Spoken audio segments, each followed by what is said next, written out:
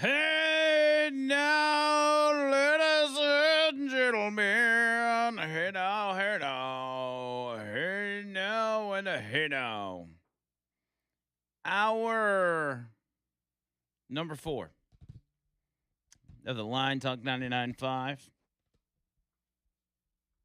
Talk995.com. I don't think it's ever going to stop raining, I guess. Let's see. Yeah, it's not going to stop raining anytime soon. Nope, sir. A lot of rain. More rain coming behind it in Tupelo, Mississippi, stretching all the way to Arkansas. Yeah, so just plan on it raining the rest of the day. If you had outdoor plans, sorry about your locals, because you're not going to be able to do it, or you'll have to do it in the rain. All right. Anyway, 205-545-9950 if you want to get in. That's the way to do it. Got a few more headlines I'll throw at you, but let me look at the text line. Craig says, you're lucky that could have poked your eye out. Yeah, if he was excited, that could have been dangerous, but thankfully he was just hanging out, if you will.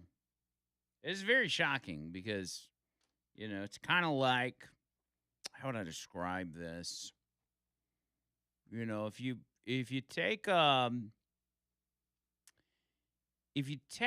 penny and you put it on a dinner plate, right, like a big serving dish, the penny looks pretty small, right? But if you take a penny and you put it on like a little saucer that people like put their tea on, the penny doesn't look quite as small. It actually looks a lot bigger. It's kind of like that. And it's in the moment, it's a little bit of a shot to your ego because you're not really thinking about the size comparison. You're just thinking like, oh my God, I can't believe this is happening. But also, like, why'd you get one so big? When in reality, it probably wasn't even that big. It's probably just normal. But when you're 3'2", you look like a damn tripod. So it's just one of those things, We've all been there, right? We've all been there, done that. Scott says, Andrew, you and John Bird have some insane stories. You all are those crazy uncles at Thanksgiving and Christmas. Yeah, we are. Why are people talking so loud in the hallway? It's driving me nuts. Jane, I'm dying laughing. Don't die, Jane. We need you. We need every listener we can get after that story. I've got several of them that maybe I'll throw some of them out next week. I mean, I guess I can throw them out today. I'll tell you what, I'll give you one more because I'm not going to be here Monday. I got some personal stuff to handle on Monday, but there was one out of I was picking up somebody in, I think it was Bessemer, and it was in like a Motel 6. And it's like 10, 11 o'clock in the morning. And I get there, and by the way, ride requests from motels never turn out to be normal. There's always some sort of craziness going on because it's, in a lot of cases, depending on what side of town it's on, you've got people that are living in those motels and they're a little crazy already to start with. And so anyway, I'm like, oh, it's 10 o'clock in the morning. Surely nothing too crazy is going to happen. It's not like I'm picking somebody up in the middle of the night from a motel. You get over there, and I start circling the building, and I don't see anybody. I circle, and you only give it like 5 minutes, and if you can't find the person, you just dip out, get a cancellation fee, yada, yada, yada. I circle 3 times, 4 times, and then I hear, "Hey, hey!" And I look up, and there's this Indian guy. He's like, he wasn't Middle Eastern. I'm pretty sure he was Indian. Uh, he's like, Andrew, Andrew. And I'm like, yeah, that's me. Come on. And I don't remember his real name, but I've always called him Gandhi. He's like, I'll be there 1 second. And he's like tossing, he's on the second floor, by the way. He's like tossing bags out of the doorway of this motel room. And I'm thinking, bruh, we're not going to be able to get all those bags in my car. Because I had a Sonata, like a Hyundai Sonata at that time. I'm like, this ain't going to work, cuz. I'm thinking that to myself because I'm not going to have a conversation while he's up there on the second floor. Anyway, he gets them all out. And he starts dragging them. I mean, he's literally got like 8 or 9 bags. I'm talking suitcases. And he starts packing them in the trunk. And I'm like, dude, I said, we're going to have to put some of these in the back with you. And he's like, oh, it's okay. It's okay. And at that point, I'm like, oh, this guy's drunk because you could smell it. It's just, you know, when you come across a drunk person and it just radiates off of them. And that was the first red flag because I'm like, it's 10 o'clock in the morning. Why are you drunk? I said, we're going to have to put some of these bags in the back with you. He's like, it's okay. It's okay. So we start cramming them in there, and he's like, you know, barely able to fit in the back seat. And I'm like, where are we going? I look at it. He's going to Atlanta. So I'm going from Bessemer to Atlanta. This is going to be a lengthy ride with Gandhi. Couple hours in the car. He's drunk. Hopefully, ideally in those situations, what you want is for them to pass out, right? But he's showing no signs of being at that point. I mean, he's pretty sloppy drunk, but he's not like, he's very awake, and he wants to talk, and he wants to talk about everything. And he's telling me a story and how he's from Atlanta. And I was like, well, how'd you end up over here at a motel? He's like, I don't even know, man. I don't know what happened. My wife got mad at me and blah, blah, blah. My wife works for the Atlanta Falcons, and he just goes in this whole, and I didn't even care. I'm just like, okay, whatever. I said, have you been drinking today, or is that left over from last night? He's like, oh, I drank all last night and all this morning. He said, I've been drinking for like 24 hours straight. Great. Good start. We get, you know, we get to Birmingham, and we're like driving through Birmingham, and he's like, man, do you know where we can get some weed? And I'm like, no, dude, no, I don't know where we can get some weed. He's like, you ain't got no weed? I ain't got no weed, man. Don't got no weed. He's like, oh man, I really need to find somewhere that's got some weed. And I'm kind of thinking to myself, like, yeah, maybe that wouldn't be a bad idea because that would mix weed and alcohol. And there's a higher likelihood you might pass out. But no, I don't have weed. I don't carry weed with me to work. And he's like, well, I at least need something to drink. And I'm like, oh my God. I said, well, maybe we can do that. Because in my mind, I'm like, you know, while it's dangerous to give him more alcohol, maybe, just maybe, he'll pass out, and then we can have a nice, peaceful trip to Atlanta. I said, tell you what. I said, there's a liquor store right here off this exit. I'll stop, but you got to get out, go in there, get what you're going to get, and we're going to leave. Now, where I'm stopping, and I didn't put a lot of thought into this, I was just looking for the next liquor store, is over in Eastlake. So right before you get to Irondale. I dip off the exit into Eastlake, and as I'm pulling up, I said, all right, Gandhi, now listen to me, because, again, real mouthy, drunk and mouthy, talking a lot. I'm like, keep your head down. I said, go in here, get what you need, come right back out, and we'll go. I said, we're in the hood right now. You're from out of town. They're going to know you're from out of town, so don't cause a scene, please. He's like, oh, we're in the hood? He's like, I can get some weed here. And I'm like, no. That's not what I meant. And he gets out of the car.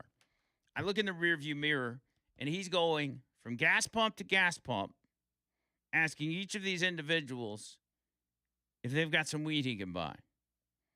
He goes, 1, 2, 3. He gets over to like pump 7. And the guy's like, yeah, I got some weed. What you want? You want a dime? He's like, yeah, I'll take a dime. So he gets it. He hadn't even been in the liquor store at this point. He gets it, does whatever. I'm just kind of keeping my head down.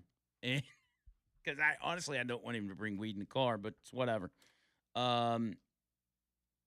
He comes back to the car, and there's somebody behind him yelling at him.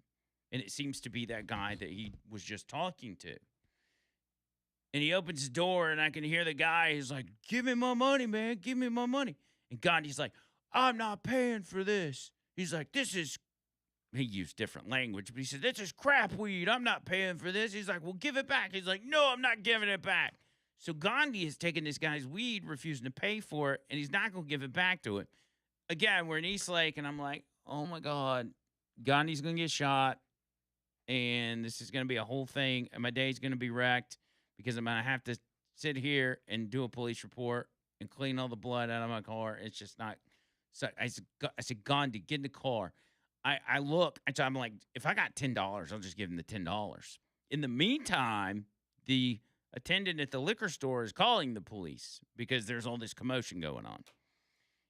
And I've got $5 in my cup holder. And I look at the guy. We'll just call him Junebug from Angry Carrie's book. I'm like, here you go, man. I said, it's all I got cash-wise. He takes it. He's like, I appreciate it. And he looks at Gandhi, and he goes, give my other $5. And Gandhi's like, I'm not going to pay you nothing. And he's like keeping him from closing the door and all this kind of stuff. And then Gandhi finally shuts the door. And at that point, I just take off. And the guy is chasing my car as we take off. Now, he's no match for a vehicle, so we finally get out of there. We get back on the road, and I'm like, dude, you see, you cannot do that. You cannot do that. We get probably 4 miles down the road, and all of a sudden, I start smelling weed, burning. And I look back, and Gandhi has rolled up a blunt, and he's smoking a blunt in the back of the car, in the back of the Uber. I'm like, Gandhi, you can't do that. You can't smoke in the car. He's like, oh, I'm so sorry. I'm so sorry. So he puts it out on his hand. He's like, I'm so sorry. I'm so sorry. I was like, okay, chill. Like, don't do that. I said, if I need to pull over and let you, like, go on the backside of a building and smoke or something, I'll do that. But don't smoke in the car. He's like, okay, I won't smoke in the car. Remember, he's super drunk. Never got any alcohol from the store, by the way, but we got weed. 10 minutes later, I smell it again. I look in the back seat. Gandhi has relit the blunt. I'm like, Gandhi, what are you doing, dude? I said, you can't smoke in it. Oh, no, I'm so sorry. I'm done. He puts it out. I think he even throws it out the window at that point. Anyway, so now he's drunk and he's high and he's still going on. And as we get down the road with our trip and we start getting a little closer to Atlanta, I think we get in Douglasville. And he's just not shutting up. I mean, he's just going. And he's getting to the point where his words are so slurred that I don't even know what he's saying. Because when you take slurred speech and mix it with an Indian accent, it's like, you might as well not even talk. I don't know what you're saying. He's like, man, I really need something to eat. I really, I'm going to be sick if I don't eat. And I'm like, okay, Gandhi. There's a McDonald's right here. Let's go. Get your McDonald's. So pull over, go through the drive-thru. What do you want? You want a Big Mac? He's like, a Big Mac? He's like, I don't eat beef. Are you crazy? Apparently, because he's Indian, his cows are sacred or whatever. And he throws a temper tantrum over the fact that I suggested a Big Mac or a quarter pounder or whatever it was. He's like, I want a chicken sandwich. Chicken sandwich. I'm like, okay, chill, bro, chill. So we get up there. We get to the window. He hands me his card. I hand it to him. She swipes it. Declined. She swipes it again. Declined. Swipes it again. Declined. She's like, it's declined. It ain't going to work. Gandhi's like, oh, no, that's okay. I got another card. Gives me another card. Swipes it. Declined. 3 times. Declined. She hands it back. She's like, I got another card. And he hands me another card. I hand it to her. And she's like, "This is a gift card for Ross. This is not a debit card. You can't pay with this." And I'm like, "You know what? I tell you what. Here's my card. I'll pay for it." So I end up paying for Gandhi's food. Get the food. He starts eating. Of course, he's got it all over him. It's all in the back seat. We get 5 minutes from his house before he passes out. And then we get there. I wake him up, get all the crap out of the car, all the luggage. And he's like, "Oh, I leave you a big tip. I leave you a nice big tip." And I'm like, "Okay, that would be nice since you just put me through utter hell." And so we part ways. Never got a tip out of Gandhi. And that's a short version of that story. There was a lot of other things that happened. I would have to think about it because it's been so long ago. But um, that one was a nightmare because I legit thought we were gonna die at the beginning of that trip. And anyway, Uber's not for everybody, I think, is the moral of the story. 205-545-9950. Quick break. More of the line after this.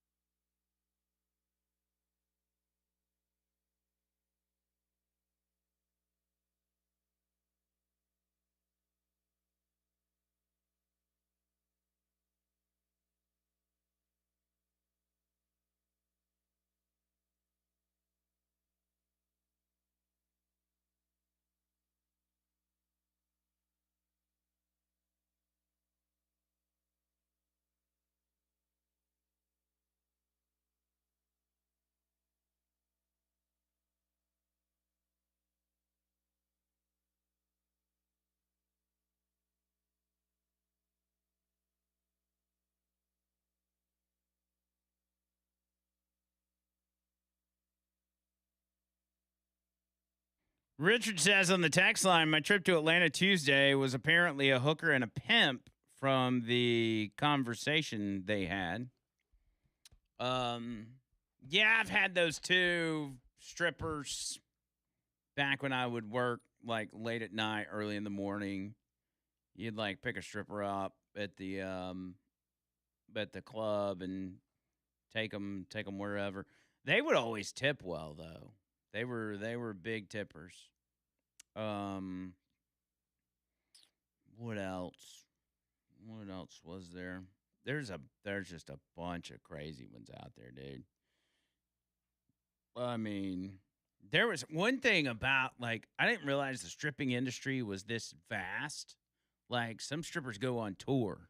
Like I would pick up one at the Greyhound station, at the bus station, that would be from out of state and be dancing at a club somewhere locally. And I'm like, y'all are like traveling strippers? And they're like, yeah, they do it all the time. They get invited to a club and they go down there and make some money and go back home. I'm like, that's wild. Um, Several instances of guns, not necessarily being pulled on me, but you go on a particular side of town. There was one. It was not really dangerous. There's not a lot to this story, but I think it was Magic City Classic weekend, and I ended up over there picking up a group of guys. I think it was three guys.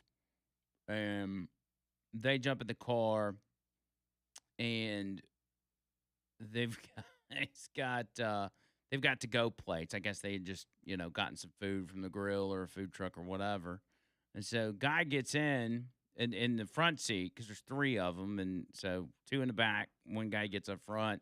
As soon as he sits down, he pulls out his Glock and just lays it on the dash, which is in full view. If anybody were to look in the windshield, they would see the gun just laying there on the dash. And I'm driving too, which is not really safe to just let your gun, sit there because if it slides off and hits the ground, it could go off. And he opens his to-go plate and just starts eating right there in the car with his gun sitting on the dash. And I'm like, okay. But yeah, there's a lot of them out there. A lot of stories. I'll do that one day. One of these days, when John Bird gets back, because he'll be able to remind me. He's heard all these stories. He'll be able to remind me of some of them that I can't remember, and I'll throw them your way. We did a podcast one time of just Uber stories, long time ago, back in the, gosh, probably 2 or 3 years ago. We did that. But if that's what you do for work, I commend you, my friend, because that job ain't for everybody.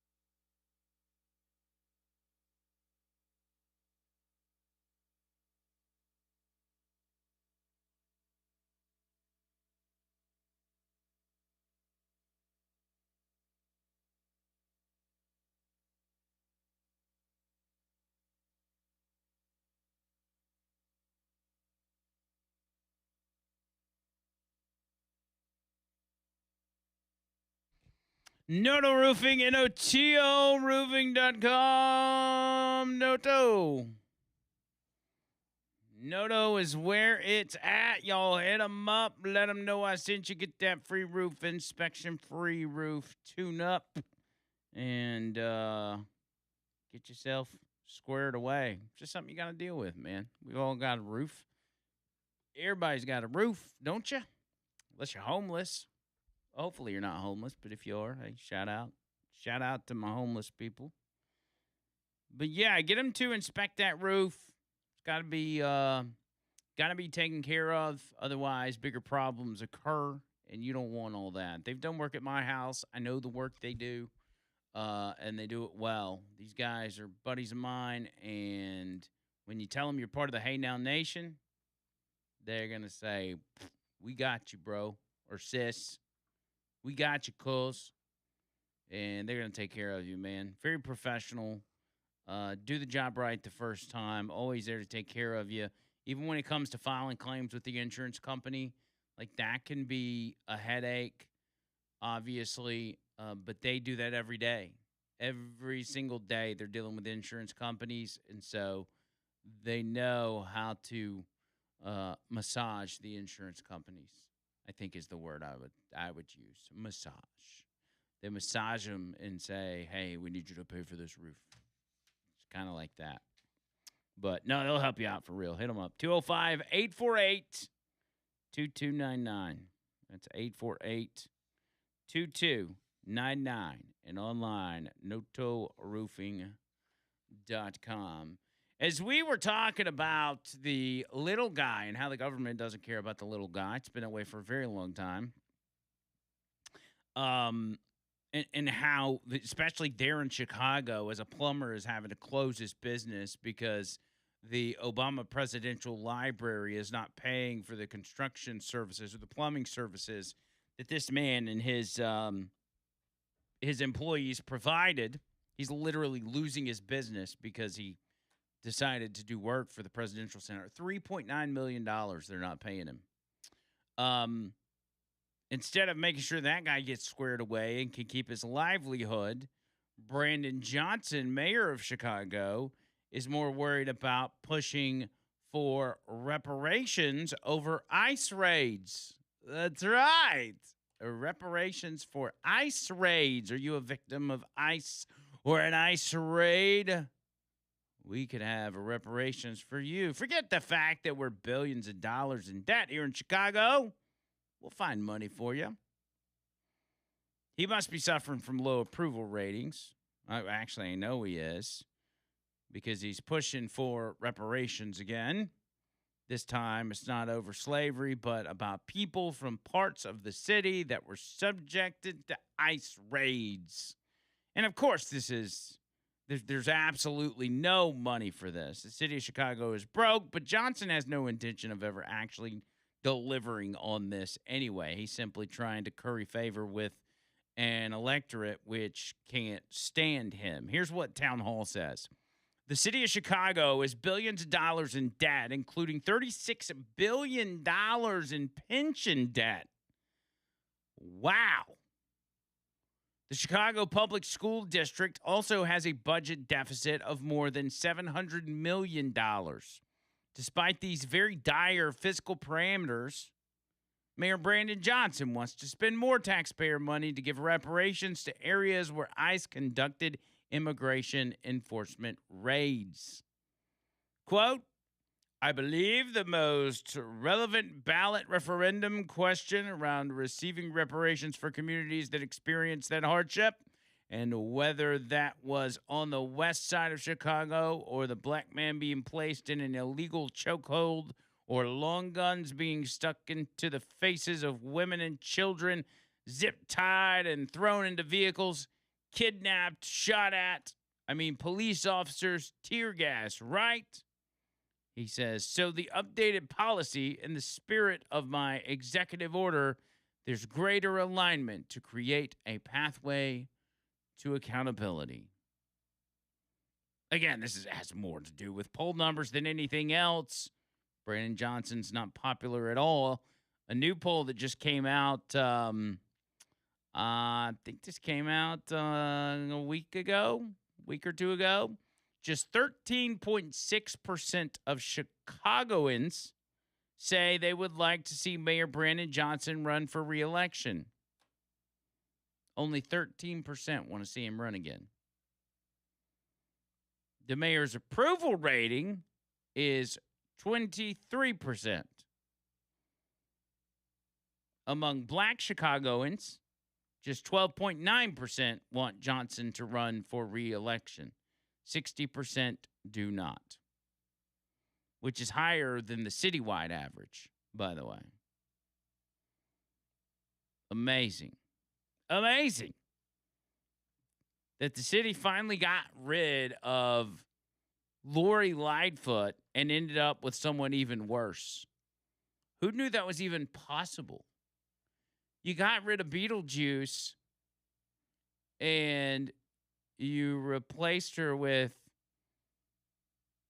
Reparations Brandon. It's the new Let's Go Brandon, I suppose. It's crazy. As people are dying at the hands of illegals, Brandon Johnson in Chicago, not Chicago, it's just Brandon Johnson, wants to give money to the individuals that are causing this mayhem. And I've got these stories out the wazoo. I could spend entire shows just giving you headlines like this one. Indian illegal alien truck driver with valid California CDL busted hauling nearly $3 million in stolen military-grade powder. Indian guy got a CDL in California. He's from India. He possessed a valid California commercial driver's license. The authorities caught him transporting nearly $3 million worth of stolen tungsten oxide powder. 31-year-old Deepak Kumar, arrested in Greenfield, Indiana, after police tracked his tractor trailer traveling westbound on Interstate 70. The truck was wanted in connection with a massive cargo theft reported in Pennsylvania on June 25th. Kumar is suspected of using fraudulent documents to obtain nearly 40,000 pounds of tungsten oxide powder, valued at a staggering $2.8 million. That powder was being shipped to Mitsubishi Materials Corporation in Japan. So, what? And then in New York, yesterday, I believe this happened yesterday, 2 people were stabbed with a screwdriver on Manhattan's Upper West Side. And the suspect, while stabbing him, allegedly yelled, "Allahu Akbar." Huh. And it took Mamdani like 6 hours to even respond to this. He was busy. He's probably busy. The suspect was identified.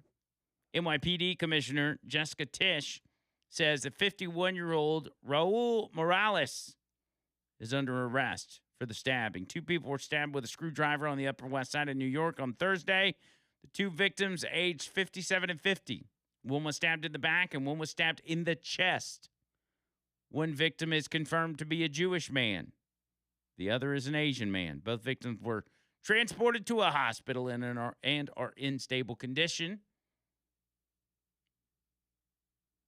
New York City Councilwoman Ina Vernikov lashed out at Zoran Mamdani after the stabbing, saying, quote, "This comes a day after Mamdani incited more violence against NYC's Jews.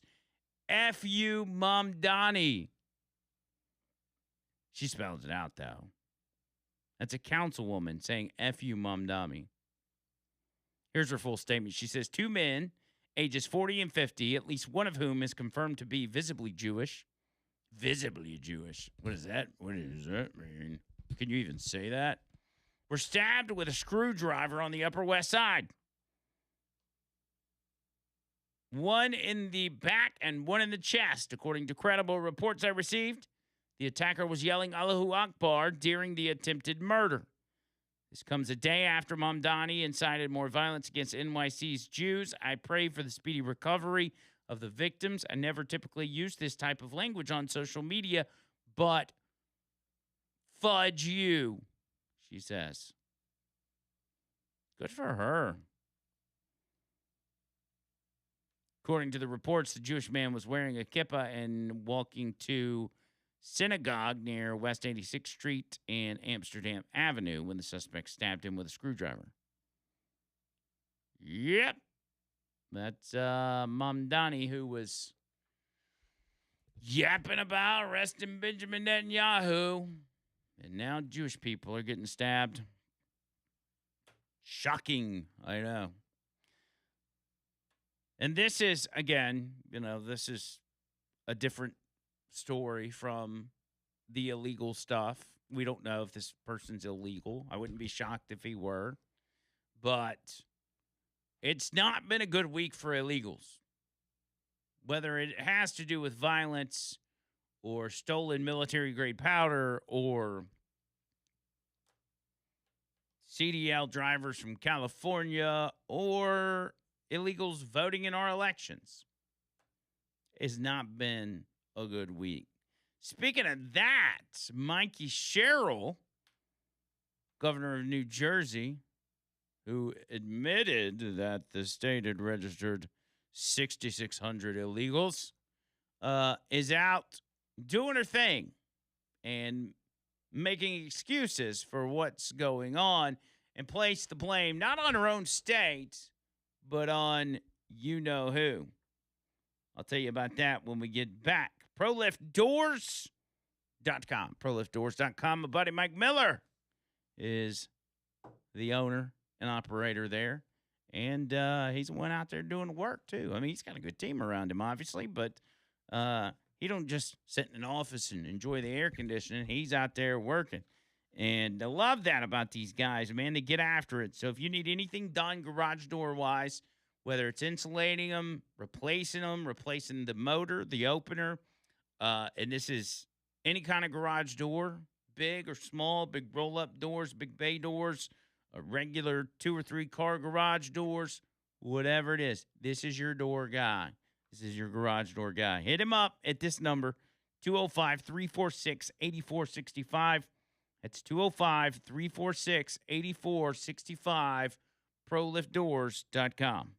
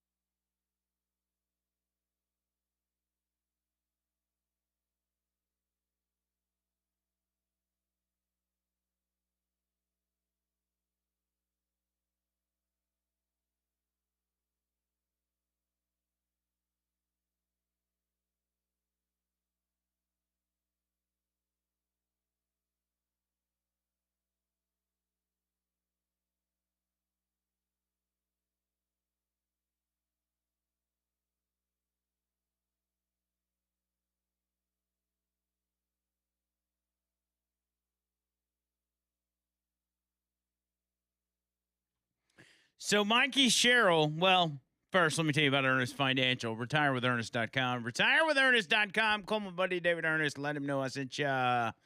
He'll get that retirement protected. That's right. You want it protected. You want it growing, don't you? Don't you? Ernest Financial can do that. David Ernest has been doing this over 45 years. That's a long time. It's longer than I've been alive. So you know he knows his stuff.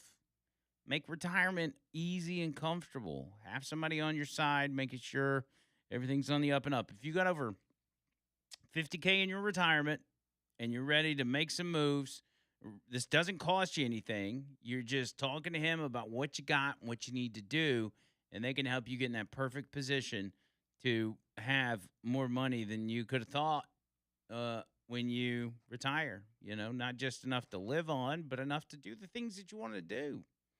And maybe even leave some for them kids and them grandkids. RetireWithErnest.com, 833-596-7233. That's 833-596-7233. Online, RetireWithErnest.com. So Mikey Sherrill decides that after the state, her state, New Jersey, registered 66,000 non-citizens to vote, and hundreds of them cast ballots, according to her, she decided that this is really not even their fault. This is Donald Trump's fault. We move very quickly because the people of New Jersey obviously deserve accountability and transparency. We're running an independent investigation right now to get to the bottom of exactly how this happened and what's going on. But, you know, it is not a surprise to me that the federal government, that the Trump administration wants to immediately weaponize this against people, as opposed to focusing on making sure that we're running free and fair elections. That's my focus. I would say again that Trump has done more to undermine our election system than anyone in my lifetime, including Vladimir Putin. He has attacked the 2020 election, which he ran. He has also sent out an insurrection against us when we were trying to certify that election. He then has defunded all of the ways in which we protect and keep our elections safe. So contrary to what he's doing here in New Jersey, we are focused on running fair elections and getting to the bottom of what took place. Oh, the voice on that one. Ugh. It's like nails on a chalkboard. Could you imagine having to listen to that every day? Jeez. He's worse than Vladimir Putin. He's worse than Vladimir Putin. That's good. That's good. Still not talking about China. They're still talking about Russia. We got evidence of China meddling, but don't have evidence of Russia meddling. But they're all talking about Russia and the insurrection. He sent an insurrection while we were trying to codify the vote. Okay, lady. I think it's time for you to sit down.